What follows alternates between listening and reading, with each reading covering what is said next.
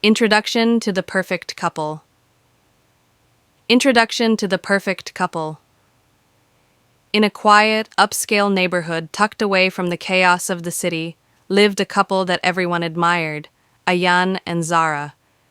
They were the kind of couple others looked up to, the embodiment of love, trust, and companionship. Neighbors would often point to their house and say, "That's what a happy marriage looks like." Ayan, a successful architect with charm and confidence, was known for his professionalism and warmth. Zara, a school teacher, carried herself with grace and intelligence. Together, they radiated a chemistry that seemed effortless. Whether attending social gatherings, hosting dinner parties, or simply walking hand in hand down the street, they appeared inseparable, two souls perfectly in sync. Their home was always full of laughter and music. Guests were welcomed with warmth, the scent of Zara's cooking drifting through the air, and Ayan's witty jokes keeping the atmosphere light. Friends envied the bond they shared, often joking that they must have discovered some secret formula to happiness. To the outside world, their life was a picture-perfect romance, untouched by the struggles that tested most relationships. On social media, their story was just as flawless. Candid photos of vacations, heartfelt anniversary posts, and cozy weekend moments filled their profiles. Zara would often share snippets of their life together. "My rock, my peace," she captioned under a photo of Ayan bringing her breakfast in bed. Ayan once posted a video montage on their anniversary with the caption, "7 years, countless memories, one heartbeat." But beyond the admiration and polished appearances, there were moments no one saw, hints too subtle to notice or easy to dismiss. A fleeting look of tension during conversations, the occasional forced smile, small cracks in the perfect frame, quickly covered with charm and laughter. Still, no one questioned it. Why would they? The world only saw what Ayan and Zara allowed them to see, a couple in love, united in every way. Even their arguments, when they happened, were hidden behind closed doors, handled with restraint and politeness. They had mastered the art of maintaining appearances, and for the longest time, it worked. Zara's friends often told her how lucky she was, and she would smile and nod, not daring to admit that luck sometimes felt like a mask she wore. Ayan's colleagues admired his dedication to both work and marriage, unaware of the growing distance he felt at home. But they both played their parts so well, even they started believing the story they told others. This was the foundation on which their marriage stood, an image so perfect it left no room for doubt. But beneath the surface, something stirred, something fragile, hidden deep within the silence between their words and the truths left unspoken. The world thought they had it all. Only time would reveal just how much of it was built on lies. Secrets beneath the surface. Secrets beneath the surface. Zara sat by the window one rainy afternoon, her gaze distant, the book in her lap long forgotten. The soft hum of the washing machine and the patter of rain against the glass filled the silence in the house. Ayan had left early, claiming he had a client meeting across town, but he hadn't answered her text since. It wasn't the first time. At first, she chalked it up to work stress, long hours, demanding deadlines. But over time, small inconsistencies began to pile up. Forgotten explanations, changed stories, the faint scent of unfamiliar perfume on his shirt once, the receipt for a dinner at a restaurant she'd never been to. When she had asked, Ayan laughed it off, brushing her concerns away with charm and practiced ease.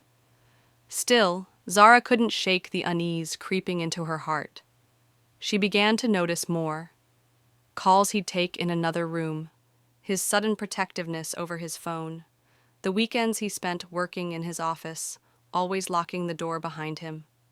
She once walked in quietly and saw him quickly minimize a screen and flash her a nervous smile. He said it was just a surprise he was planning for their anniversary. She had wanted to believe him. She still wanted to. But deep down, Zara felt something shifting. Meanwhile, Ayan lived a double rhythm, one for the world, and one hidden behind carefully constructed lies.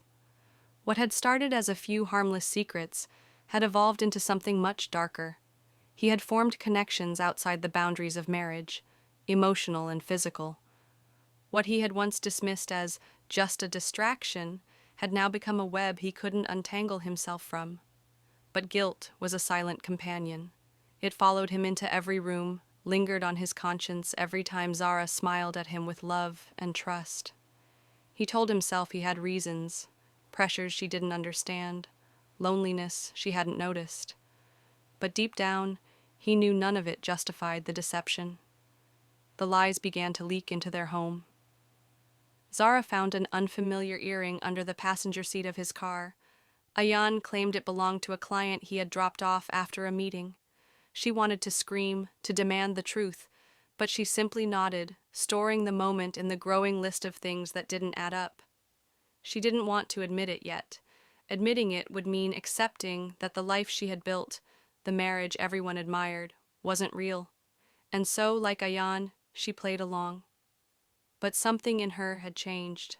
The silence between them was no longer peaceful. It was heavy, filled with words unsaid. Every look, every excuse, every pause carried the weight of suspicion.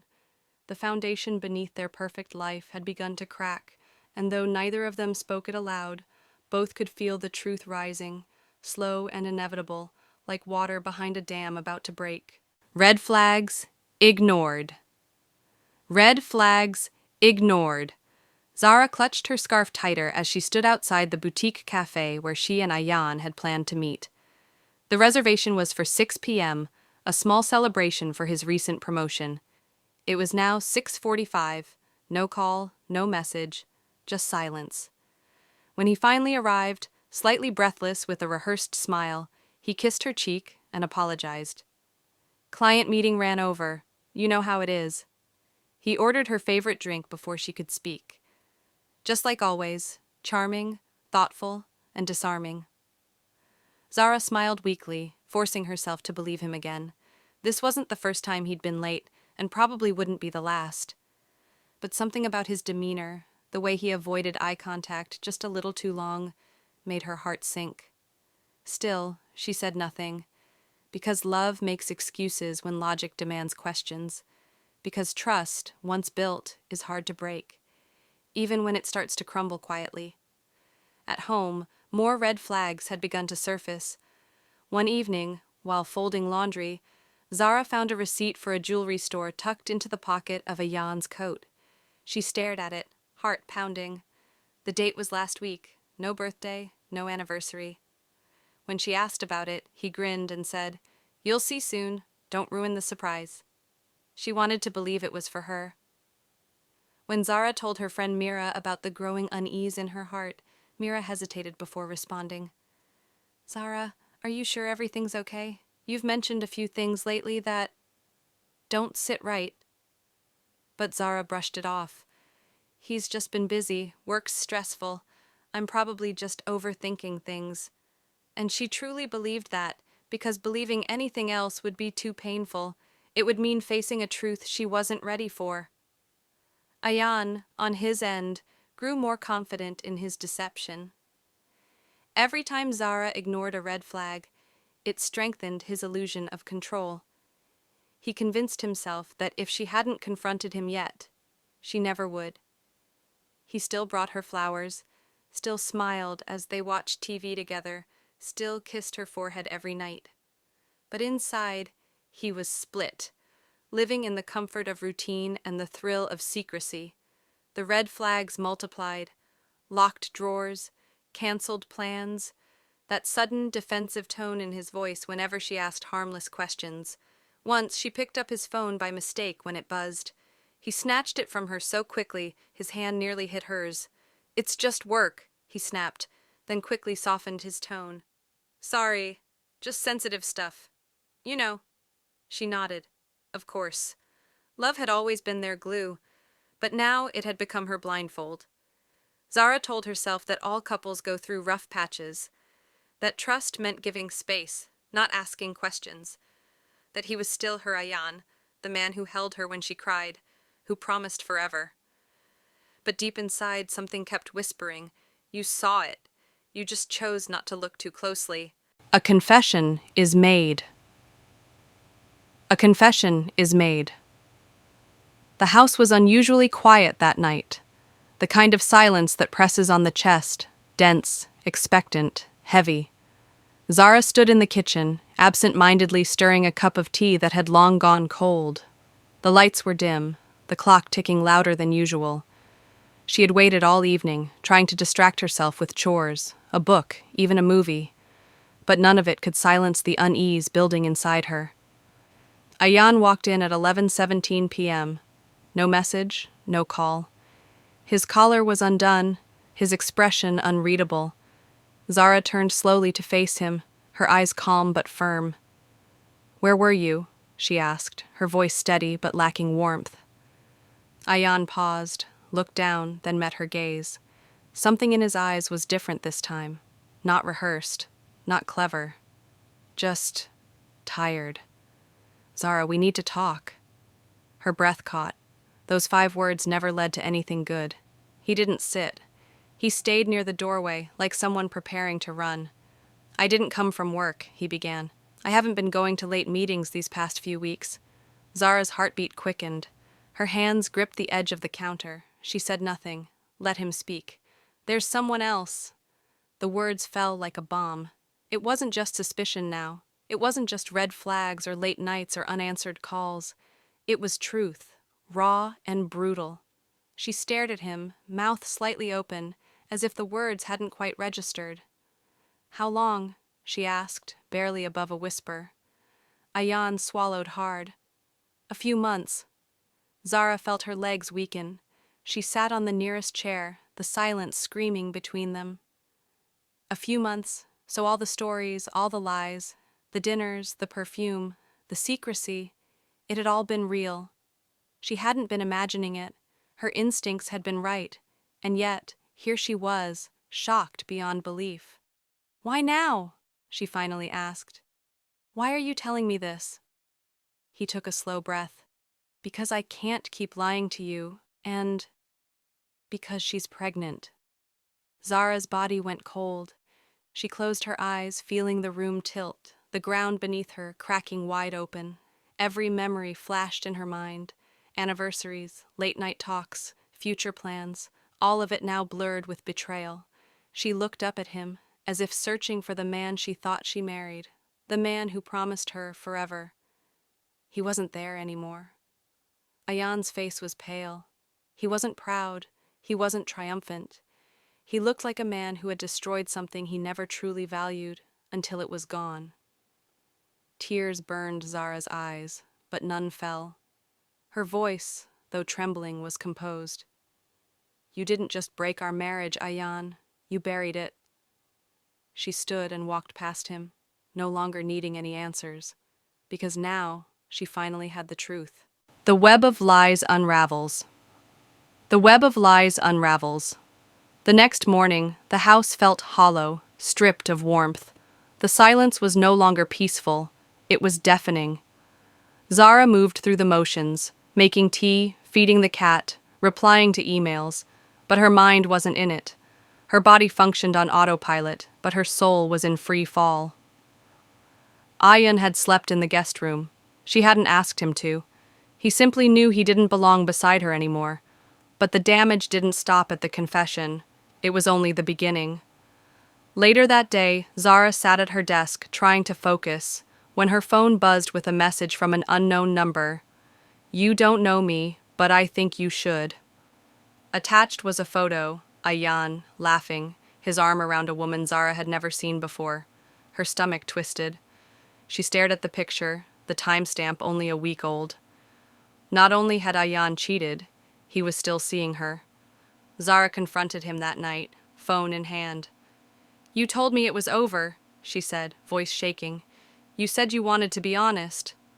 Ayan's expression shifted from guilt to defensiveness. "I didn't want to hurt you again. I just didn't know how to stop." She didn't respond. There was nothing left to say, but the lies kept unraveling. A few days later, Zara received a call from their bank. Ayan had secretly withdrawn a large sum from their joint account, months ago. When she confronted him, he admitted he had been paying off someone to keep quiet. a former coworker, someone he had been involved with before the affair Zara already knew about. The betrayal was layered. It wasn't one mistake. It was years of deception, half-truths, hidden messages, and emotional manipulation. Every time she thought she'd hit the bottom, another truth would drag her deeper. And then came the hardest revelation. Zara was visiting her mother when she found a letter tucked into an old book. It was addressed to her, written by Ayan, dated 2 years ago. In it, he confessed to feeling trapped, to wondering if he had married too young, too fast. He never gave her the letter. Instead, he'd smiled at her anniversary gifts, kissed her forehead, and told her how lucky he was to have her. She realized then, the betrayal hadn't started recently. It had always been there, quiet, subtle, growing like mold in a dark corner. The life she had believed in wasn't lost. It had never existed the way she thought. Each lie led to another thread of truth unraveling, until the entire fabric of their marriage lay in tatters. And through it all, Ayan kept saying, "I never meant to hurt you." But intention didn't matter anymore. The damage was done. Zara wasn't just mourning the man she loved. She was mourning the version of herself who believed she was loved the same way. Friends and family react. Friends and family react. News of the separation spread faster than Zara expected. Within days, whispers turned to calls, and calls turned into full-blown conversations she wasn't ready for. Her mother was the first to show up at the house, carrying a box of sweets and a face full of concern. She didn't say much at first, just held Zara in a tight embrace, the kind only a mother gives when she knows words won't help. "He was always charming," her mother said softly later, sipping tea at the kitchen table.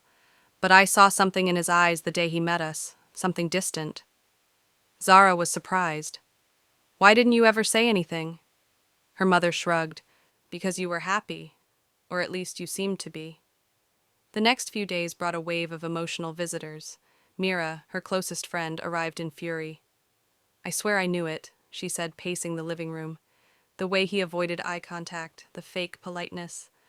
"Ugh, I should have warned you." Zara gave a weak smile. "You did. I just didn't want to hear it." On Ayan's side, it was a different story. His younger brother Saad called him directly. "What were you thinking? You had everything by. She loved you. We all did. You threw it away for what?" But not everyone saw it that way. Ayan's mother, proud and sharp-tongued, made her stance clear when she called Zara. "You know, marriage is about forgiveness. Every man slips, but wise women know how to hold a house together." Zara's jaw clenched. "With lies? With betrayal?" "Men make mistakes," she insisted. "You just have to be strong." Zara ended the call, her hands trembling, not with sadness, but with clarity. Some people saw marriage as something to endure, even if it meant burying yourself in the process. Zara no longer agreed. The division grew clearer as time passed. Some friends tried to stay neutral, offering careful words like, "We don't know what really happened," or "It's between the two of you." Others picked sides openly. Zara began to notice who truly cared and who was just there for appearances. The once busy group chats went silent. Invitations stopped coming. People didn't know what to say. So many said nothing at all. But those who stood by her, her sister, her closest friends, her father, wrapped her in support. "You did everything right," her father told her one evening, his voice breaking, "and none of this was your fault." That meant more to her than anything. Zara realized that while the truth had shattered her marriage, it also revealed who was real in her life. The masks had fallen, not just from Ayan, but from everyone. In the wreckage of betrayal, she was slowly rebuilding something stronger than before. Self-respect, clarity, and a circle of people who saw her worth, no longer through the lens of a perfect couple, but as a woman brave enough to walk away from the illusion. Flashbacks to deceit. Flashbacks to deceit. Zara lay awake, staring at the ceiling. Sleep no longer came easily. Her mind, once quiet in the night, now echoed with a haunting reel of memories, moments she once cherished, now tainted with suspicion. and suddenly everything began to replay in sharp, painful detail. There was the night of their 5th anniversary. Ayan had taken her to a rooftop restaurant, complete with candlelight and a string quartet. She remembered how distracted he seemed, checking his phone between courses, then forcing a smile when she caught him. She had laughed it off at the time. Work stress, she'd assumed.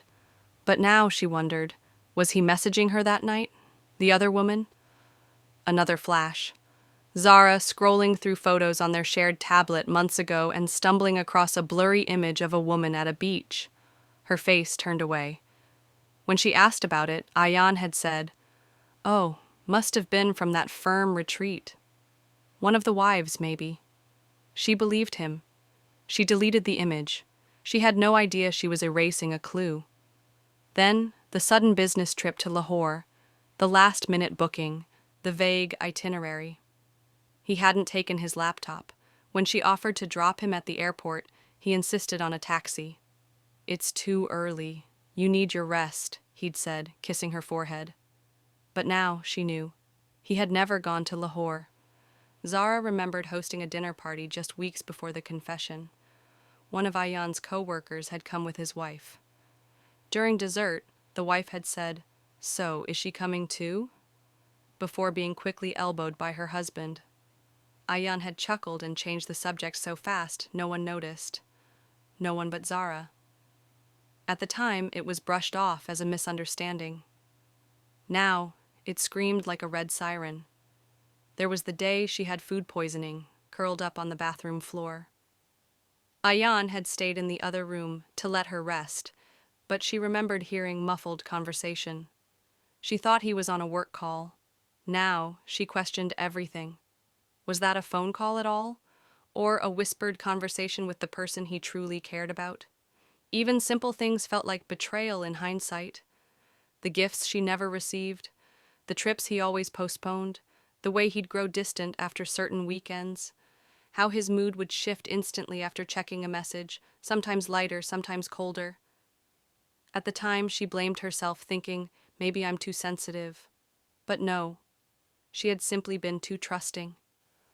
The past, once painted in golden light, had now faded to gray. Each memory was a thread, and together they revealed a tapestry of deceit, one she had stared at for years without seeing its true design. The truth wasn't sudden. It had been there all along, hidden in plain sight. The confrontation. The confrontation. The storm had been brewing for days, but nothing could have prepared Zara for the confrontation that finally came. She had spent the morning in a fog, moving through the house in silence. The weight of Ayan's confession still lingered in the air, unspoken but impossible to ignore. He had barely spoken to her since that night, retreating to his office, avoiding eye contact whenever they passed in the hall. It was as if he was hoping time would erase the damage, but it was too late. The silence between them had become unbearable. Zara could no longer pretend. She could no longer smile and nod, hoping things would magically get better. She needed the truth. All of it. She stood in the doorway of his office, arms crossed, the resolve on her face stronger than it had been in weeks. Ayan sat behind his desk, absorbed in his phone, but she didn't care. She had waited long enough. "Ayan, we need to talk," she said, her voice steady but sharp. He didn't look up. "Zara, No," she interrupted, her voice rising now. "No more lies. No more avoidance. I need you to face this." Finally, he put his phone down and turned toward her, his face pale. For a moment, neither of them spoke, as if the weight of everything between them had suspended time. Zara took a deep breath, her anger now rising to meet the pain that had festered for so long. "How long were you planning to keep this going? How long were you going to lie to my face?" Ayan shifted uncomfortably in his chair. "I never wanted to hurt you, Zara." "You already did," she shouted, her voice cracking. "You think saying that now makes it better? You think you can just apologize and erase everything you've done?" He stood up abruptly, his own frustration mounting. "I never meant to hurt you. I didn't want it to be like this, but—" "No," she interrupted, her voice cold with fury. "You didn't mean to hurt me. You've been lying to me for months, Ayan. For months. And now you tell me you didn't mean to hurt me? She stepped closer, her fists clenched at her sides. I gave you everything. I trusted you. And you threw it all away. For what? For someone who didn't even deserve you? For a few moments of excitement, while I was at home, thinking everything was fine? His eyes widened with guilt, but he couldn't speak. Zara's heart pounded in her chest. The betrayal was too raw, too deep. You used me, Ayan. You used me to fill a space in your life that I could never fill. And I gave you everything I had, and you kept lying. You kept hiding, and I kept believing it because I loved you, and because I thought I had no choice. Ayan's eyes softened, and for a brief moment, he looked like the man she once knew. Zara, I'm sorry. I didn't know how to fix it. I didn't know how to stop. Stop? Stop? Zara laughed bitterly, her eyes filled with tears now. You didn't want to stop, Ayan. You didn't want to fix anything. You wanted to have it all, and you wanted me to believe that I was the one you loved, while you built a life behind my back. Ayan stepped forward, reaching out to her, but Zara recoiled, her hands raised to keep him away. Don't, she whispered, her voice broken. Don't touch me. Not anymore. The room fell into a heavy silence. Ayan's shoulders slumped in defeat, but Zara no longer cared. She had no more tears to shed for a man who had been so cruel. I loved you, she said, her voice soft now. But I can't keep living like this. Not anymore. Zara turned and walked out of the room, the finality of her words lingering in the air. Behind her, Ayan stood frozen, his heart shattered by the woman he had once promised forever, now walking away with the broken pieces of their love. Aftermath and consequences. Aftermath and consequences. The days after the confrontation felt like a blur, fuzzy, disconnected, and surreal. Zara had moved into the guest room, though she didn't need to. The walls between them were already too high, too thick. Ayan had begged her to stay, promising to fix everything, but it was too late. The damage was done, and now all that remained were the fractured pieces of a marriage that had been built on lies. Zara's heart ached, but it wasn't for Ayan anymore. It was for the woman she used to be, the one who believed in their love without question, the one who thought their life together was something solid and unshakable. That woman was gone, lost in the rubble of deceit.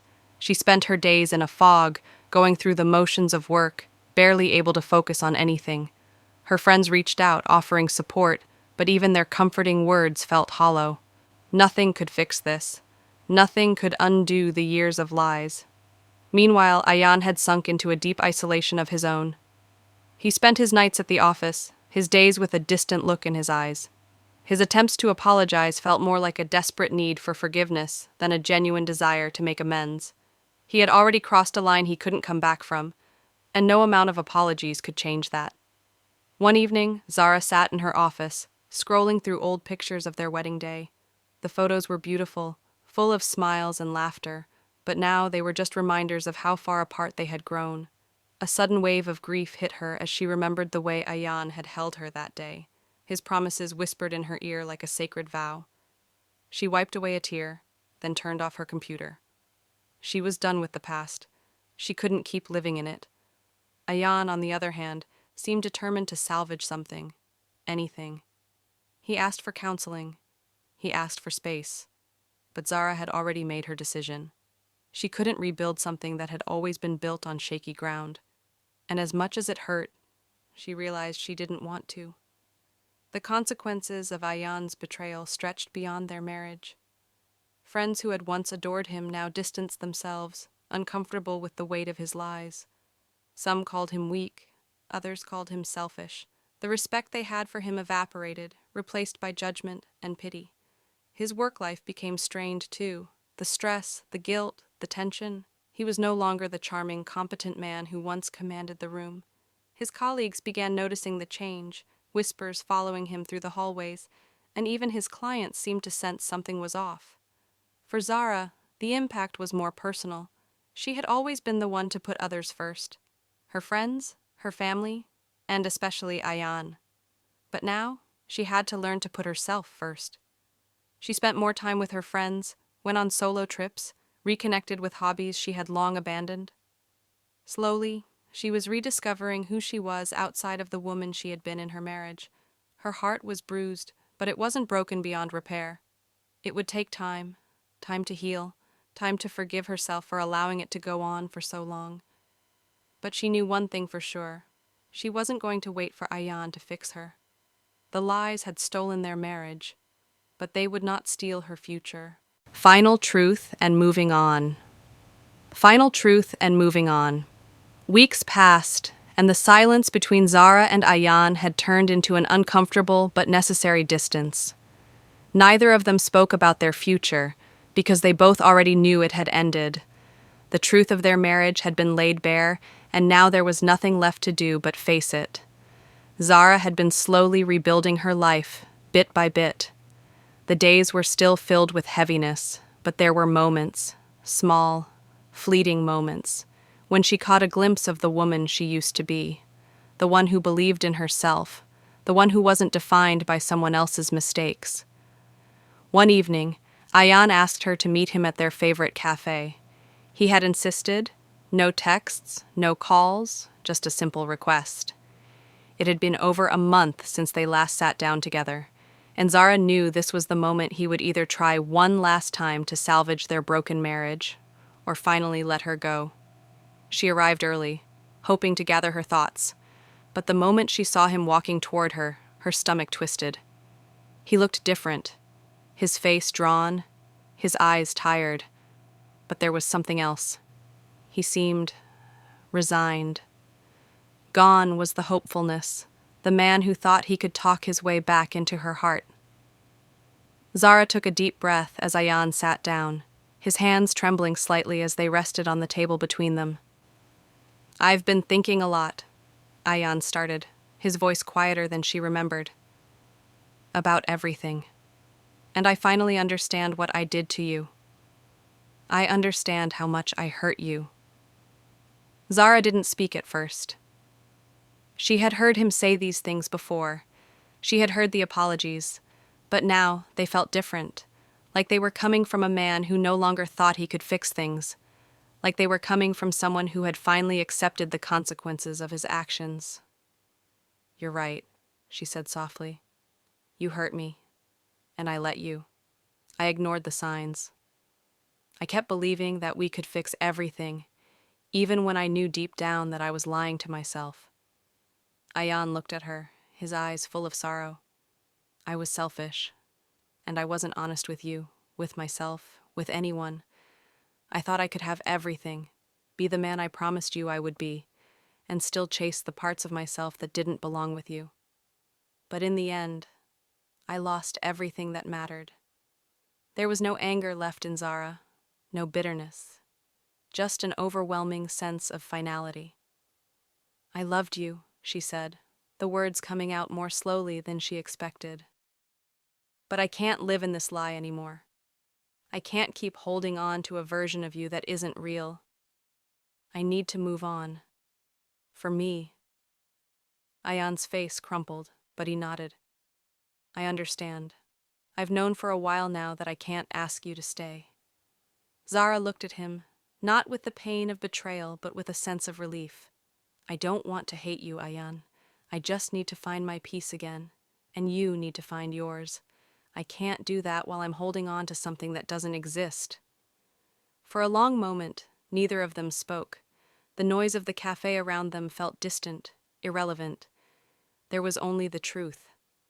Finally, Ayan stood up, his chair scraping against the floor. "I'll always care about you," he said softly, "and I'll always regret what I did." Zara nodded.